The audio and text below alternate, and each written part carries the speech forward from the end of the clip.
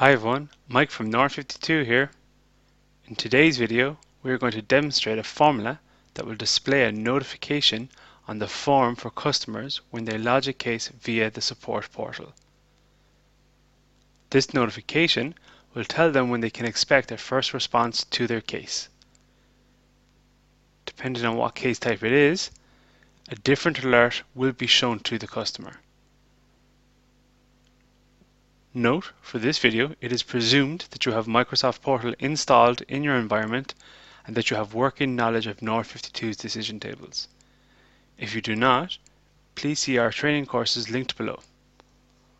The formula we will use is this one. This formula runs off the case entity, and we can see that it is triggered when the case type is changed. By scrolling up, we can see that it has been set for the portal form. By expanding deployment, we can see that the portal deployment has been set to our portal, like so. On the decision table here, we can see that the formula checks the case type.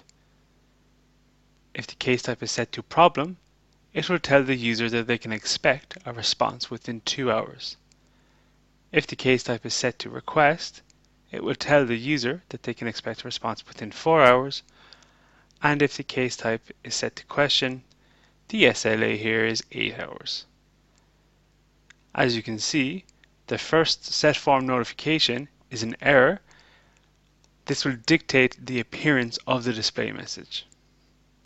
So to see this formula in action, let's open up a case submission form. When we set the case type to question, we will see the SLA has been given as 8 hours. When we change the case type to problem, we can see that the notification changes accordingly.